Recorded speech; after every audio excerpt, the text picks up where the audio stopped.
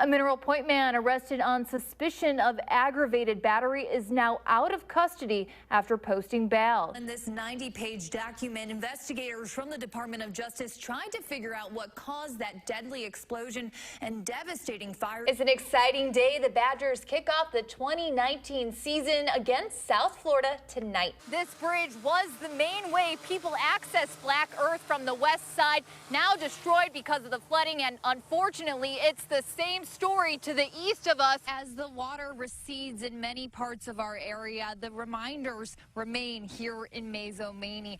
All of the items that used to be inside that home right here, wet and on the lawn. If you're looking to help those affected by Hurricane Dorian, you'll want to make sure your money is being sent to the right places. Once again, 11,000 people without power. The Cole Center, which is actually near one of those fires that is now put out, is acting as a cooling center. So some resources becoming available right now. Yeah. As the sun has risen, we're beginning to see that authorities are focusing their investigation on this white and brick duplex. Right now, you couldn't ask for better weather for the last day of the holiday weekend. Gary has plenty of sun for your Sunday forecast. And Madison police have 3 people in custody after reports of shots being fired on a busy part of State Street Saturday night. We'll have the latest on what we know. This march is to bring awareness to the community that we're zero tolerance regarding violence. Plus, what a group of Madison residents and city leaders are doing to reduce the amount of violence in our communities. From the Channel3000.com Alert Center, this is News 3 Now This Morning. Good morning. It's 6:30 in the morning on Sunday, July 7th. I'm Keely Arthur, in with Chief Meteorologist Gary Canalti. So kind of you to join us this Sunday morning. It's the Conant High School alumni show. We have to explain quickly to viewers that we went to the same high school. Just a few years apart. A few years apart, yeah. 30 years to be exact, but that's okay. So you're here and you are bringing us a very nice forecast. Yeah, we got rid of the rain after yesterday morning. On to the Fox Valley. At your News 3 Now First Alert Traffic. Kind of how traffic tends to go Sunday morning. So far, but again, traffic will pick up later on. Absolutely, and it's, yeah, like you said, a gorgeous Sunday. Good day to travel. Okay, thank you, Gary. Sure. Madison police say nobody is hurt after reports of shots being fired at the top of State Street Saturday night. The first reports of shots came in at about 7:15 last night. Nobody was hurt, but police did take 3 people into custody.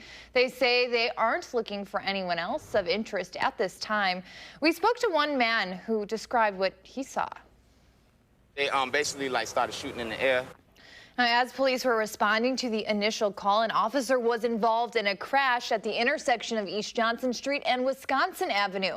The officer and 2 others were taken to the hospital with non-life-threatening injuries. Meanwhile, Madison police are also investigating another shots fired incident on the east side overnight. It happened a little after 11:30 Saturday night at the Red Roof Inn on Hayes Road, just off of East Wash and the interstate. Police say multiple callers reported shots being fired in the parking lot and cars speeding away. Officers found multiple shell casings that were left behind and damage to unoccupied cars. Police say the investigation is ongoing, but they don't believe there is any additional threat to the public. Anyone with information should call the Madison Area Crime Stoppers. In more local news, city and community leaders are hoping by getting to know their neighbors, they can help stop violence. It's the 3rd annual Stop the Violence, Save the Children parade. It happened in the Meadowood neighborhood yesterday. Gabriella Becerra tells us why the Meadowood neighborhood and city leaders are passionate about keeping their community a safe place. Now, Wallace says she will continue to host this event every year because she wants to shed a positive light on all the good that is happening in the community. Breaking news overseas into the Channel 3000 Alert Center overnight, where Iran says it's ramping up its uranium enrichment efforts above levels allowed by the 2015 Iran nuclear deal. The country expects to rise above those levels sometime today. Despite that, Iranian officials say they still consider the deal a valid document. President Trump withdrew from the deal last year. Southern California is assessing damage after feeling its strongest earthquake in at least 20 years. following another one just a day earlier. The latest, a 7.1 magnitude quake, was centered near Ridgecrest Friday night, where emergency teams were already responding to Thursday's quake. There are no reports of significant injuries or deaths, but there is another big cleanup ahead. There were a number of structure fires. Governor Gavin Newsom declared a state of emergency for a section of Southern California that saw significant damage. At least 21 people are hurt after a massive gas explosion at a shopping mall in Florida. It happened west of Fort Lauderdale. The blast happened inside a vacant pizza restaurant, sending debris flying and crushing several cars in the nearby parking lot.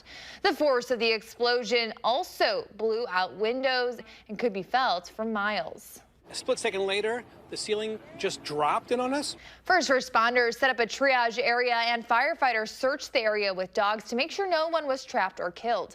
Officials say everyone is accounted for and no deaths have been confirmed, although 2 of the 21 people injured were seriously hurt. The U.S. women's national team and the Netherlands are counting down the hours now until the World Cup final between the two teams this morning at 10 a.m. Central Time over on Fox. We'll have more on the World Cup final later on this morning. The Milwaukee Brewers will now have a 5th player representing them at this week's MLB All-Star Game in Cleveland. Pitcher Brandon Woodruff was added to the National League All-Star team, replacing injured teammate Josh Hader. Woodruff is tied for the league leads in wins and ranks 5th in league strikeouts. He joins Hader, Christian Yelich, Yasmani Grandal, and Mike Moustakas as All-Stars. The 5 representatives from Milwaukee are the most in team history. Unfortunately for the Brewers, Woodruff wasn't pitching last night in Pittsburgh. Moustakas got the Brewers on the board early with a first-inning home run, but things went downhill from there. A scary collision between Orlando Arcia and Keston Hura in the 8th inning overshadowed the rest of the game. The Brewers went on to lose 12-2. They'll play their final game before the All-Star break this afternoon at 12:35.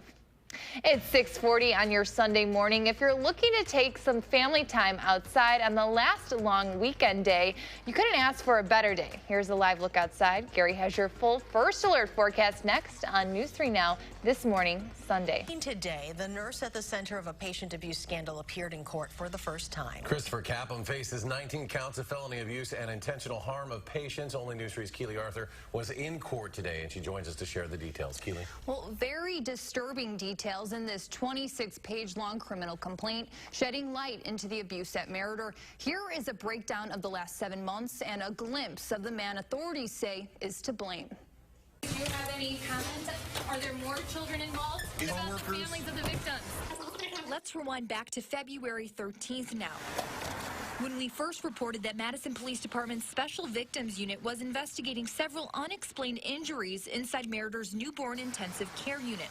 A federal investigation this spring into Meritor found injuries in multiple babies and showed the hospital didn't do enough to protect patients and prevent abuse. I am prepared. More than 7 months later, Kaplan standing in front of a judge today for the first time, facing 19 felony charges of patient and child abuse and neglect. Court documents show 9 babies were harmed, sustaining bruising, broken bones, and a skull fracture.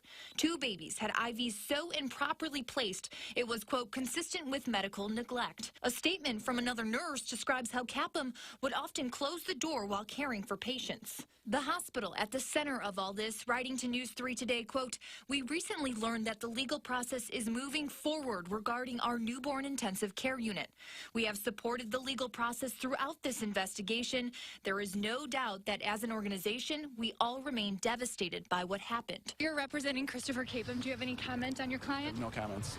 Kaplan's defense attorney Jonas Bednarik remained nearly as silent as his client today. To say publicly? I'm asking you to back off and get your microphone out of my face, please. The criminal complaint also offering no explanation as to a motive. And he'll need to complete the booking process. Kaplan is out on signature bond in order to stay away from the 9 alleged victims, their families, and Madison Hospital.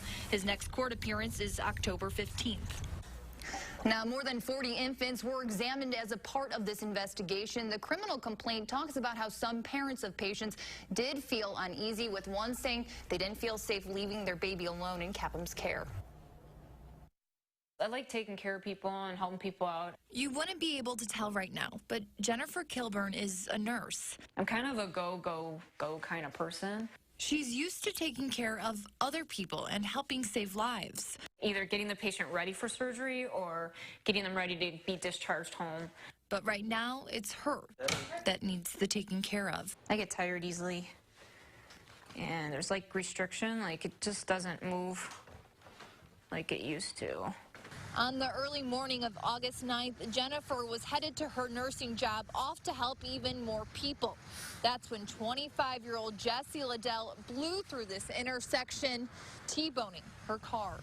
My thigh bone went right through my pelvis, pushed my stomach and my large intestine into my chest cavity, which made my left lung collapse. Taken actually to the hospital that I work at, and they stabilized me, and then Flight for Life took me up to Freighter Hospital. I woke up in the hospital 2 days later. Coming to the tough realization that the man who had hit her was drunk at the time, but worse than that, had already been picked up by police earlier in the night. Everybody was like, wait, what? This is dashcam video showing Liddell pulled over by a Pleasant Prairie officer, failing a field sobriety test around 2:30 a.m. He was then taken into custody to the station's jail. It's where Kilburn wishes his night would have ended, but it didn't. His mother signed him out of the jail, and he ended up back in his car and ended up hitting me. That was just 3 hours later. It's called the walk and turn test, okay? After his first arrest. Pretty much everybody I talked to. Right now, you are under arrest, okay, for OWI. They just were shocked and they couldn't believe that somebody could get out of jail that quickly. But this isn't the first time this has happened in Wisconsin. From Ashwaubenon to Eau Claire, Milwaukee, and even right here in our area, there are cases in which a person has been arrested twice in one night for drunk driving. It looks like there were a couple arrests within actually a couple of hours. 35-year-old Shannon McCann of Sun Prairie was arrested for 2 OWIs in less than 2 hours back in September. She made an appearance in court last month and is awaiting trial scheduled for February. In this case, it was fortunate that she was arrested and didn't get involved in a car crash. So how does this happen? Dane County Sheriff Dave Mahoney says in the case of a first and second offense, drunk driving offenders can be released from jail to a responsible party. But sometimes the party isn't so responsible. There have been incidents where individuals were released to a responsible party, got back behind the wheel of a car, and killed somebody in a car crash. I hate just sitting. Kilburn believes that death and the injuries she suffered are proof that things need to change. If we had a law to where they had to stay in jail for, let's say, 12 hours, then this wouldn't have happened to me. Because he wouldn't have been let out. She is now working with lawmakers and will continue to share her story, hoping to save lives in another way. Well, there's a reason that I'm still here. I still have a purpose. Besides being a nurse and taking care of people, I think my other reason for being here is to try to help make these laws stricter, tougher, so that less people get hurt and killed. Good morning, everybody. I am Corey with the Bar House. Today is Tuesday, and I wanted to say, first off, hope you're having a good day so far. He was. I can't find the proper words in the English dictionary to talk about how amazing he was. Abby Barr handling the end of her husband's life by remembering the beginning of theirs at a Badger tailgate. My friends ran into his friends, started chatting and hung out, and you know, by the end of the night, he was asking, you know, for my phone number. He's like, I think we're going to have a good time together. He was right. In the years to come, the two built a life together in Sun Prairie with their twin little girls. He's the get on the floor, run around, tackle them, make them laugh. Just, you know, he could do it better than I could. With the fierceness of a father, Corey Barr protected his community, serving as a captain for the volunteer Sun Prairie Fire Department. He, one of the best darn firefighters. He had so much passion for the fire service. It was maddening. He cared for the fire department so much. And, you know, I always admired him and looked up to him because I feel like it takes a special person to be on a fire department and be running in towards something that everyone else is running away from.